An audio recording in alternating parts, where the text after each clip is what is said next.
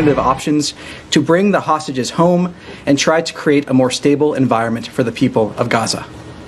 It is a shame that Hamas has acted in this selfish way. We are resolute in seeking an end to this conflict and a permanent peace in Gaza. This week, the United States is advancing a bold and proactive foreign policy that reflects our enduring commitment to peace and security and prosperity for the American people.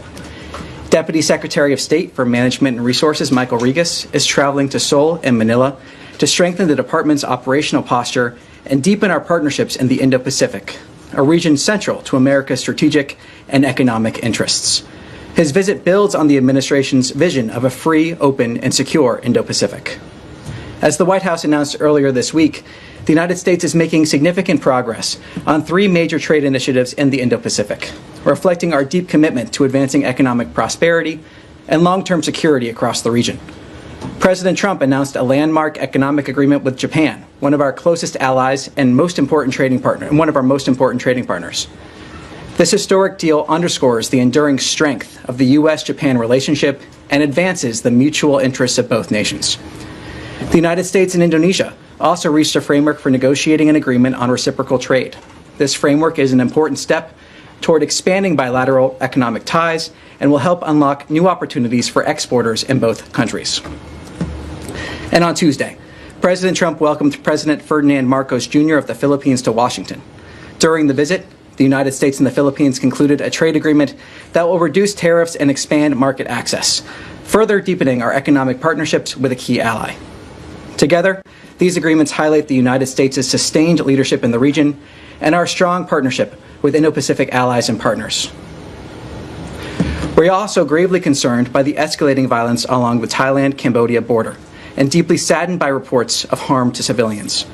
The United States urges an immediate cessation of hostilities, protection of civilians, and a peaceful resolution of the conflict. And with that, I'll take some questions. Yes? Thanks, Tommy. The special envoy's statement, does that suggest that the U.S. is pulling out of any sort of negotiating role in the Gaza ceasefire talks? What are these alternatives? Well, look, ultimately the statement speaks for itself, but the question has never been our commitment to a ceasefire.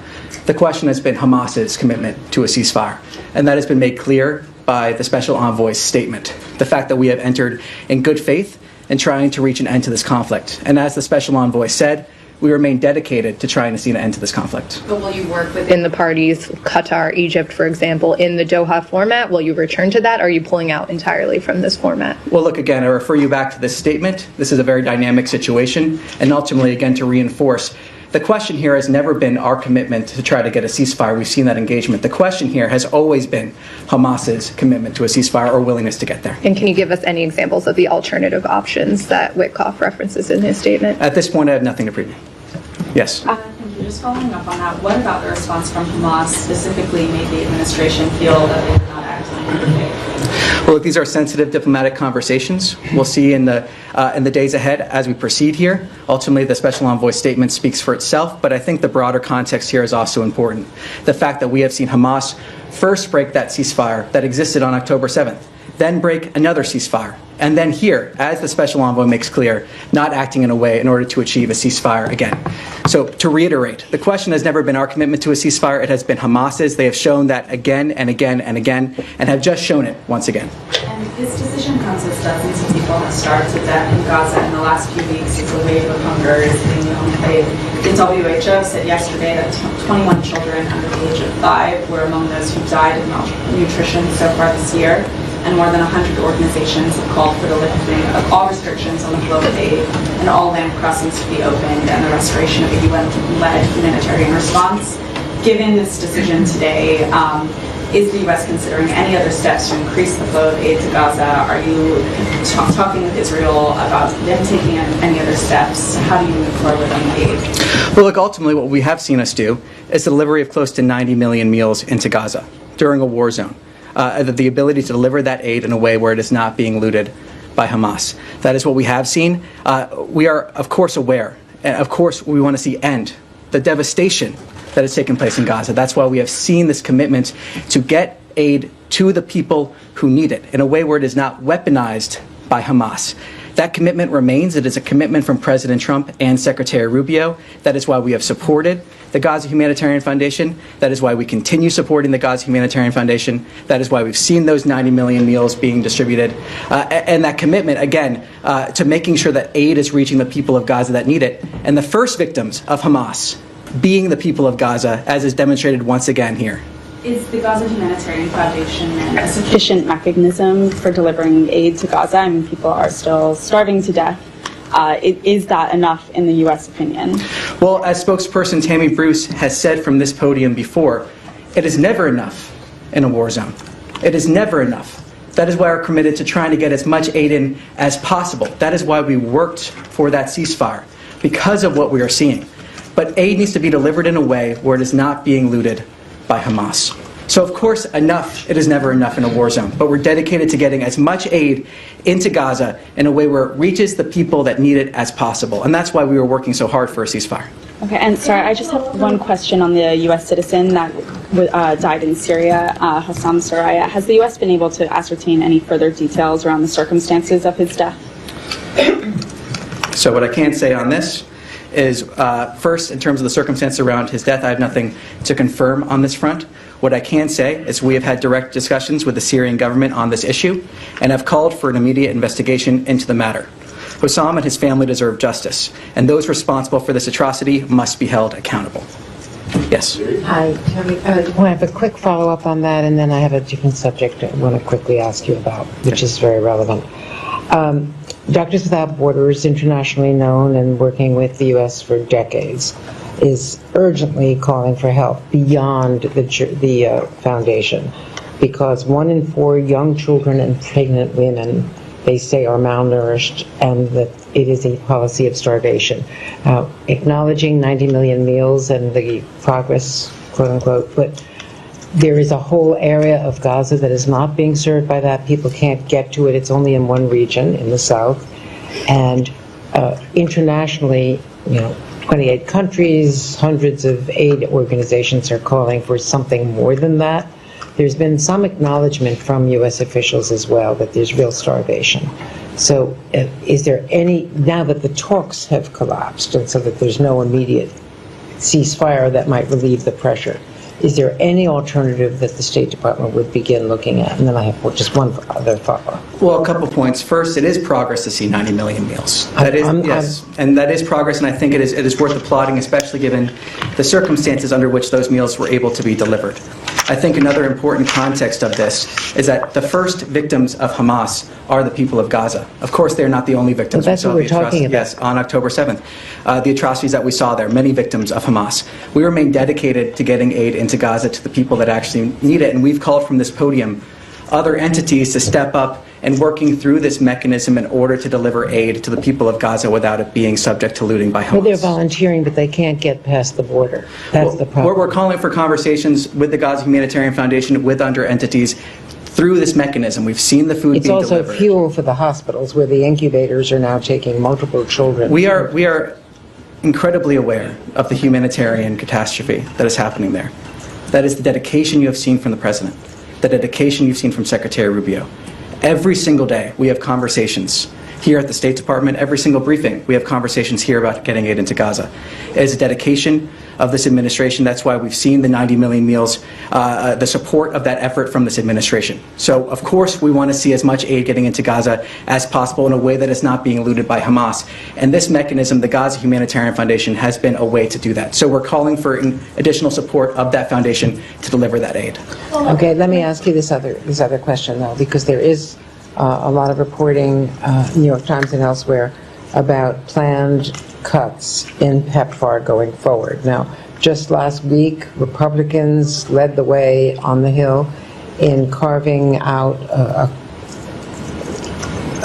the clawback that was proposed in PEPFAR, and in continuing the program and expanding it beyond some of the contracts that were frozen under DOGE. Can you give us an update, a status update on where the State Department's thinking is on PEPFAR going forward?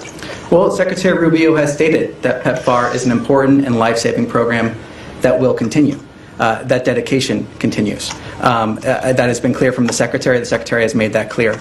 I will take a step back when we're talking about aid programs in general. part of the new vision of this administration when it comes to aid is looking at recipients of aid, or at least the communities, as allies and partners, not those that are dependent on this aid. And in the long term, working towards a scenario where we have the same needs being provided by local partners or other entities is part of that long-term effort when we're talking about aid in general. So PEPFAR, though, now is an important and life-saving program that will continue. Secretary Rubio has made that clear. And just to quickly follow up, some countries have moved towards taking ownership. South Africa, for instance, countries that are capable, but in conflict zones like Haiti, like Sudan, like Southern Sudan, like Somalia, and several other countries involved. Is there a plan to continue it until countries can stand on their own 2 feet? Well, look, what I can say now is that PEPFAR, as I just said, that important and life-saving program that will continue. That's what our policy currently is here.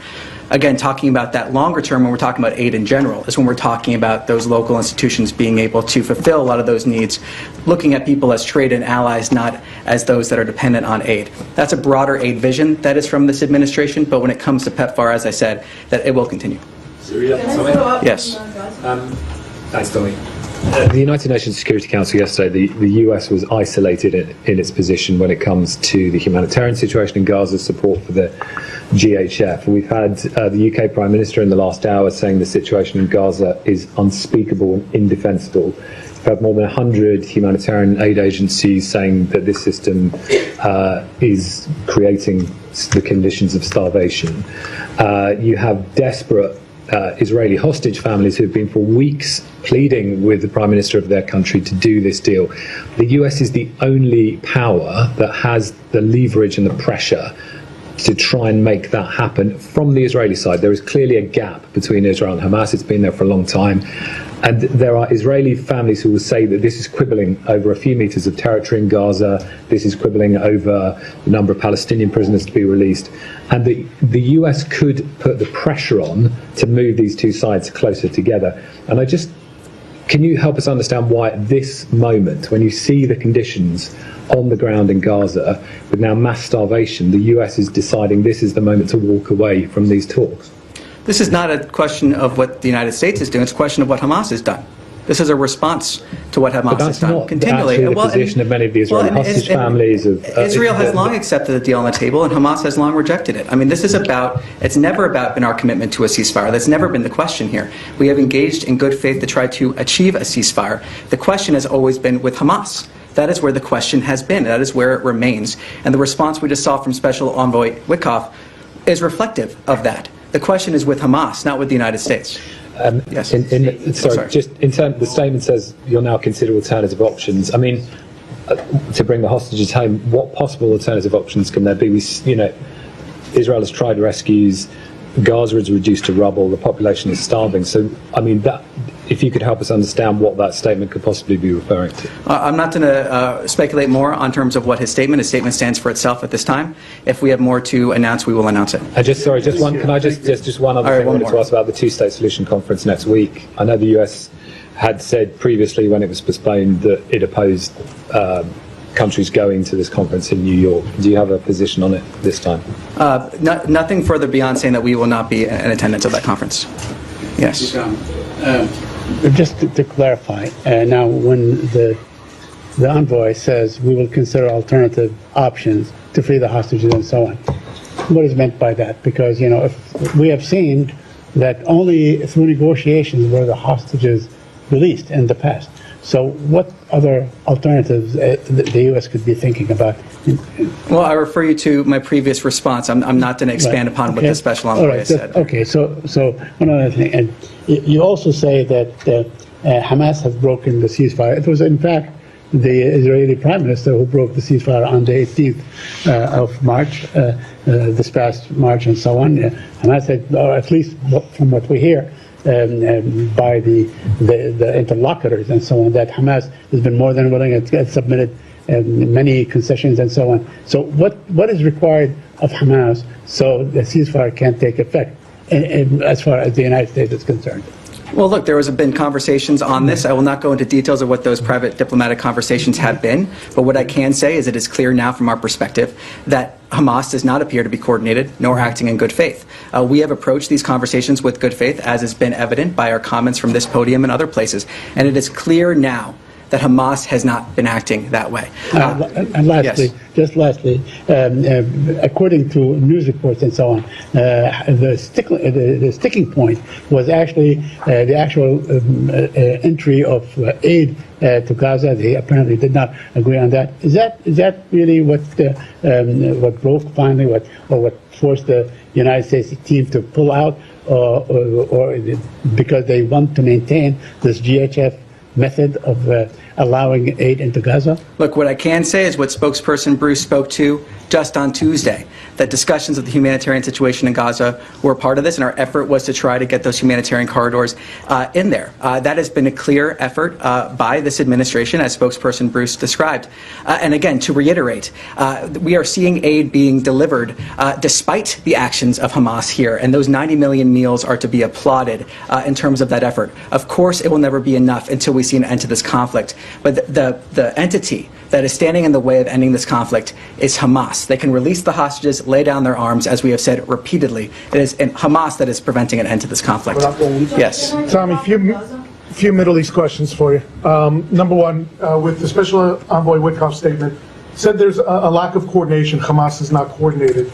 Can you expand on that? Is it trouble reaching the appropriate leaders? Is it an unclear chain of command? I mean, where is the lack of coordination coming in? I'm not going to expand on his statement at this time. So, yes. Second question. Can you give us an update on Tom Barak's dealings today, reportedly meeting with Syrian and Israeli officials? Any status update? I have nothing specific to preview for you, but what I can say is he has, of course, been in communication, as has the Secretary, with all sides for many days now, and those efforts continue. Last question for you. Hopefully I'll drag an answer out of you on this one. I asked in Tuesday's briefing about why Secretary Rubio is not pushing harder for the extradition of Aklam al-Tamimi from Jordan.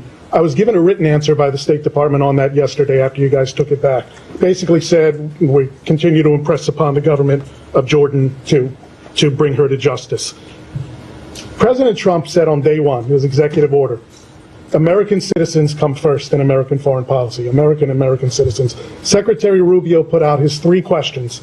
Every dollar spent, every program has to answer in the affirmative one of 3 questions. Does it make America safer?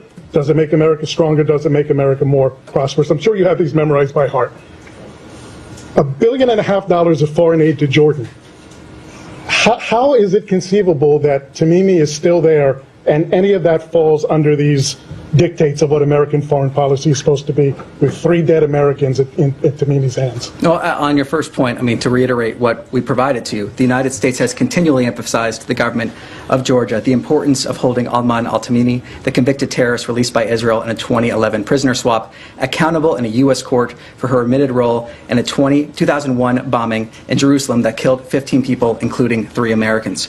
The United States continues to impress upon the government of Jordan that Tamimi is a brutal murderer who should be brought to justice. It's not working. Well, and on the point in terms of our foreign policy, the President has made clear, the Secretary has made clear through their actions that America is coming first. We've seen that with the Americans that have been brought home. We see that with the pursuit of peace around the region. We see that with a policy that is about strengthening our industrial base and making sure that we are advancing those interests wherever possible.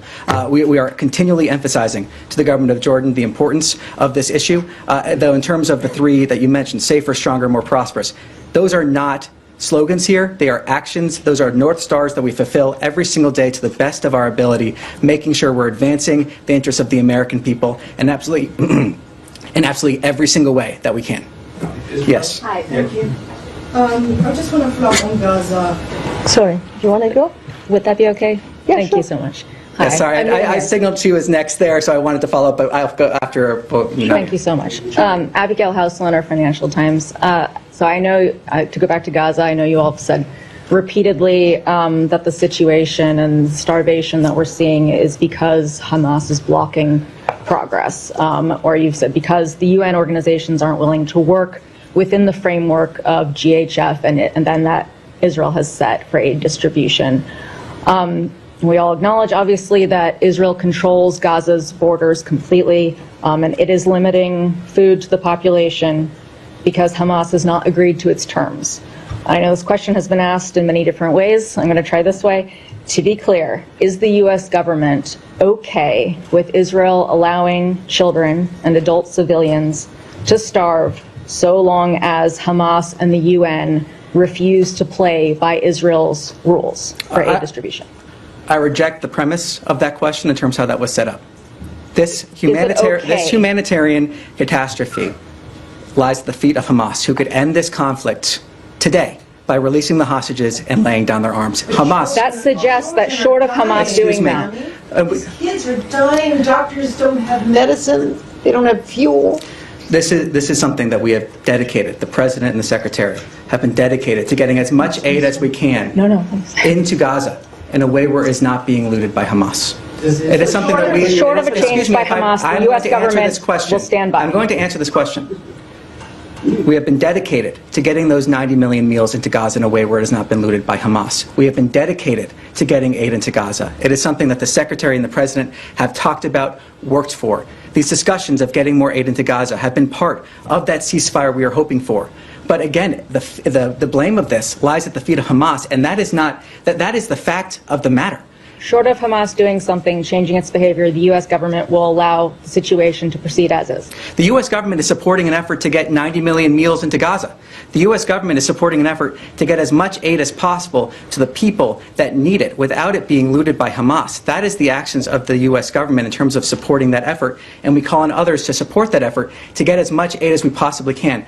Of course, it will never be enough. It is something we are continually working for, to get more and more aid in what ways we can without being looted by Hamas every single day. Last question. Has President Trump seen images of the children or other civilians starving recently this week?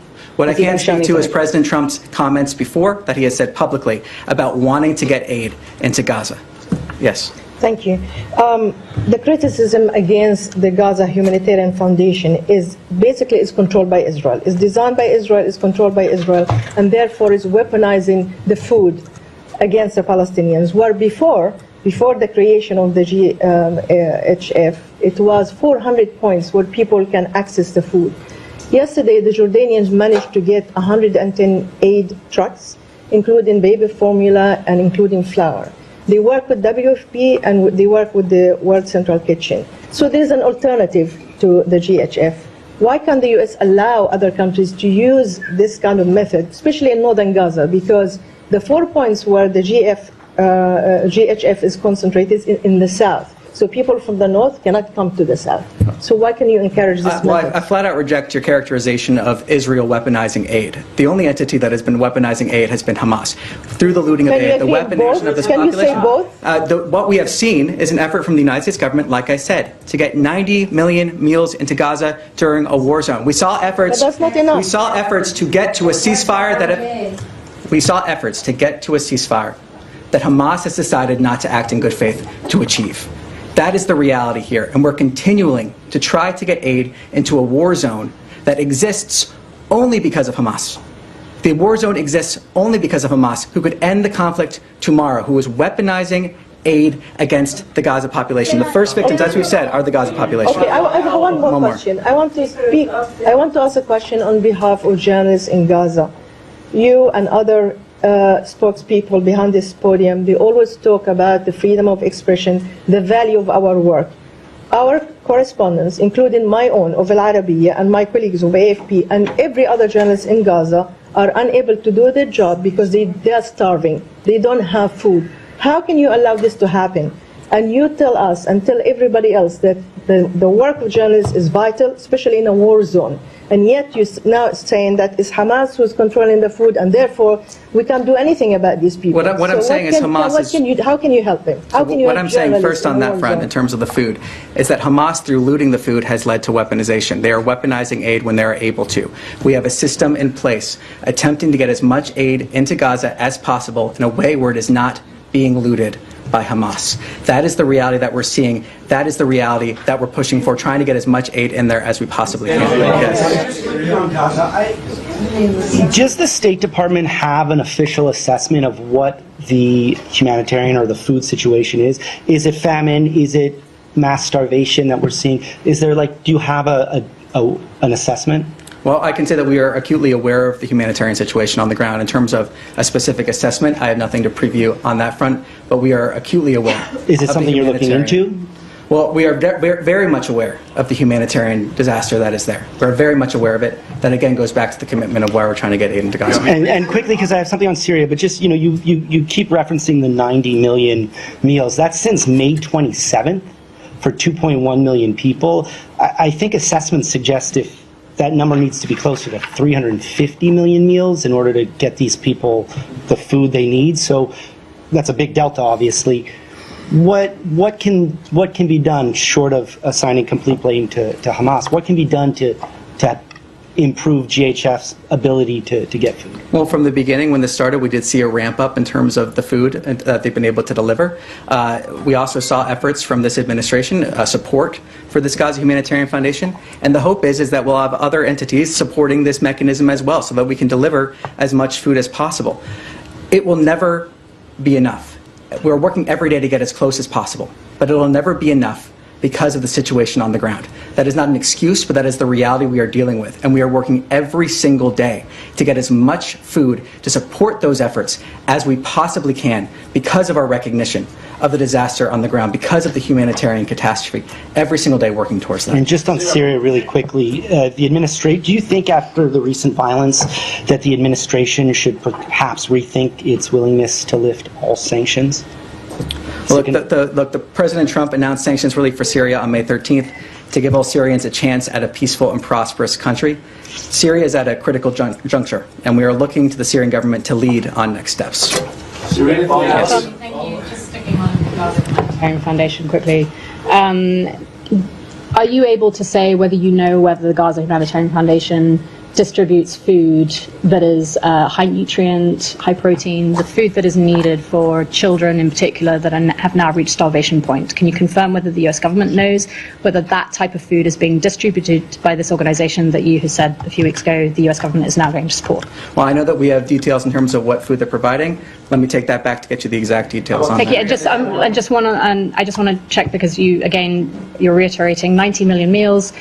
Is the US government aware of any mechanism that is being used by the Gaza Humanitarian Foundation to make sure any of those meals are getting to those that are now at the starvation point, to make sure that it is actually finding its way to the hospitals, to the most critical children that need it? Do you have any oversight on that? Does the organization have any control over that? Because it sounds like they only have control over their distribution sites, and once the food leaves, that's it.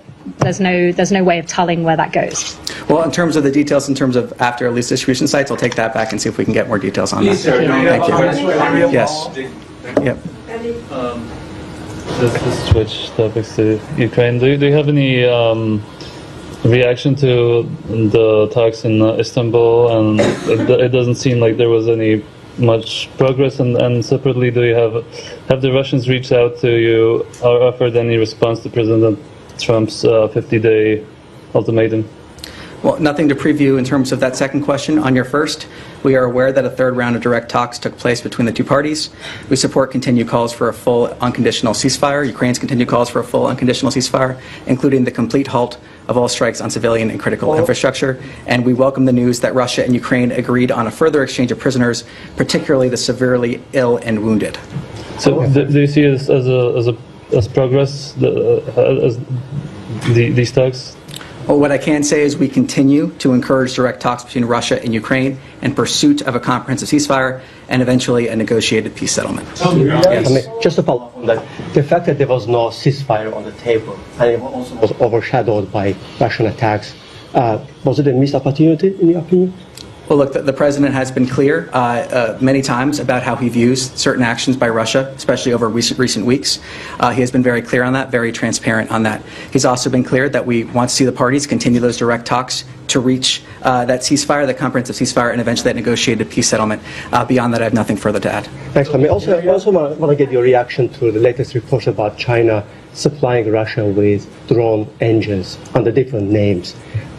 What kind of reaction does it invite from you guys? Well, let me take your question back and see if we can get more details there, but in the meantime, refer you to some similar comments from this If I may, podium. President, one more topic. I asked you a couple of days ago about Azerbaijan and Armenia. The president said that he achieved some magic. Can you please unpack for us? Well, at this point, I have nothing to preview. We'll see if we're able, when we have something to announce, we'll announce it. Thank you. That's all for today. Thank you very much.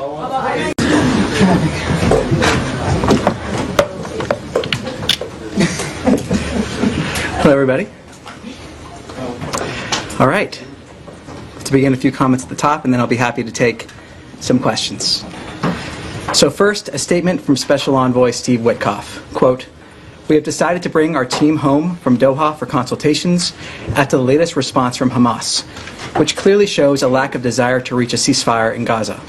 While the mediators have made a great effort, Hamas does not appear to be coordinated or acting in good faith. We will now consider alternative options to bring the hostages home and try to create a more stable environment for the people of Gaza. It is a shame that Hamas has acted in this selfish way. We are resolute in seeking an end to this conflict and a permanent peace in Gaza." This week, the United States is advancing a bold and proactive foreign policy that reflects our enduring commitment to peace and security and prosperity for the American people. Deputy Secretary of State for Management and Resources Michael Regas is traveling to Seoul and Manila to strengthen the department's operational posture and deepen our partnerships in the Indo-Pacific, a region central to America's strategic and economic interests. His visit builds on the administration's vision of a free, open, and secure Indo-Pacific. As the White House announced earlier this week, the United States is making significant progress on 3 major trade initiatives in the Indo-Pacific, reflecting our deep commitment to advancing economic prosperity and long-term security across the region. President Trump announced a landmark economic agreement with Japan, one of our closest allies and most important trading partner, and one of our